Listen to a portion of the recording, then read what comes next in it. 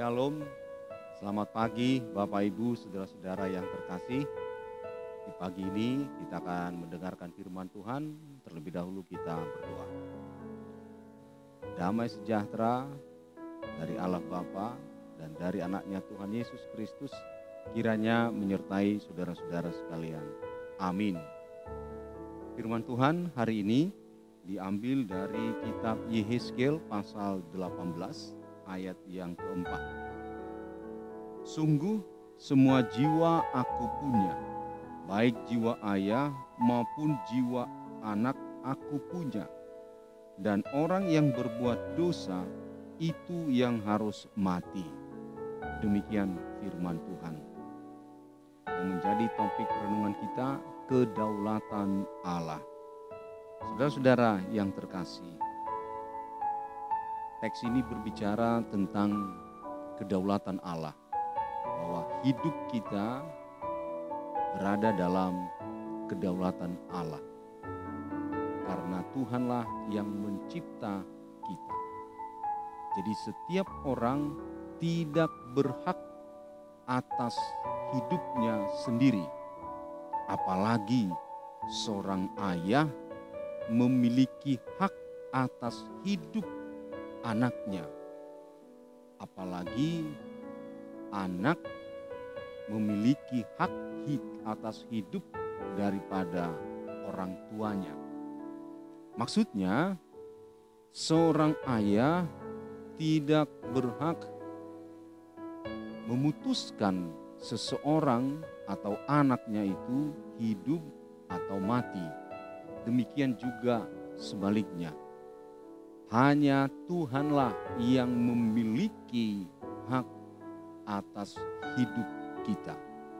Oleh karena itu, dari teks ini, gereja pun menolak yang namanya eutanasia, yaitu ketika ada seseorang yang dalam keadaan koma, tidak sadarkan, dan dia hanya bisa hidup ketika ditopang oleh alat-alat medis.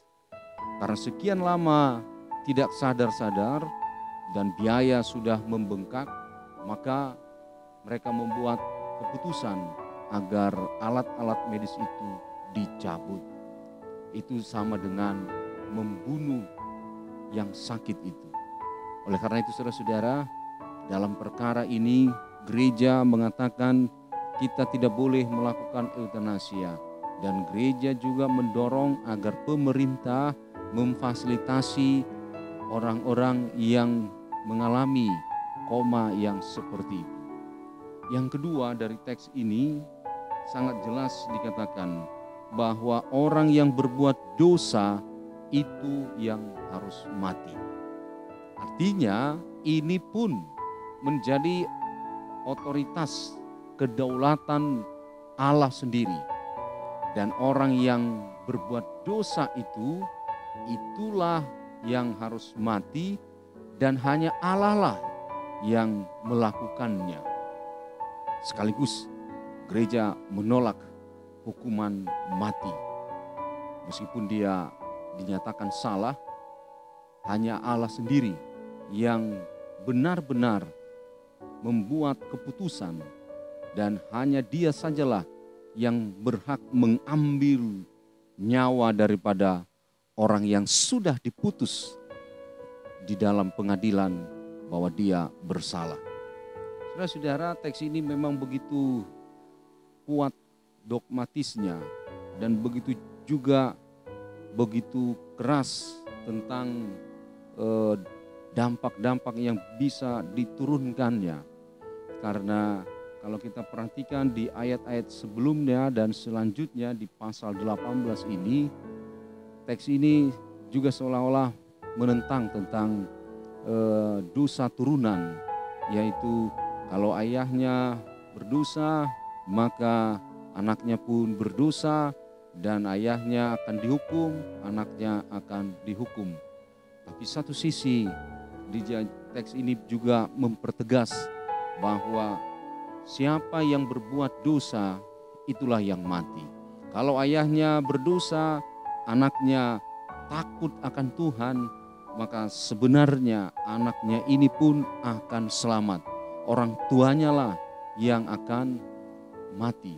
Sebaliknya, kalau orang tuanya baik, anaknya berbuat dosa, maka orang tuanya lah yang selamat, anak inilah yang akan mati oleh hukuman Tuhan Allah. Saudara-saudara, ruang kedaulatan Allah ini tidak boleh diganggu-gugat. Dialah yang berkuasa atas itu semua. Dan mari kita jangan melampauinya. Jangan ada yang melakukan hal-hal di luar dari otoritas Tuhan. Karena kelak mereka akan dihakimi oleh Tuhan juga. Amin. Kita berdoa. Bapa kami yang di sorga, kami sembah di dalam Yesus Kristus. Engkau adalah Allah pencipta, dan di dalam-Mu lah hak otoritas atas hidup kami, atas seluruh ciptaan-Mu. Atas seizin-Mu lah maka sesuatu itu bisa hidup bergerak. Atas seizin-Mu jugalah kami manusia bisa melakukan ini dan itu. Tuhan, kami mohon agar Engkau memberkati kami dalam melakukan seluruh aktivitas kami. Dan ajarlah kami agar tidak masuk jauh melampaui otoritas-Mu Tuhan. Karena itu melanggar kedaulatan-Mu dan kami mencemari ruang kudus-Mu. Tuhan, biarlah kami tunduk taat dan membersihkan hidup kami dari dosa kesalahan. Bapa di sorga, kami serahkan seluruh aktivitas kami ke dalam tangan-Mu. Tuhanlah yang memberkati. Dalam nama Yesus Kristus kami berdoa. Amin. Bapak Ibu, saudara-saudara yang terkasih, selamat pagi, selamat beraktivitas. Tuhan Yesus memberkati. Shalom.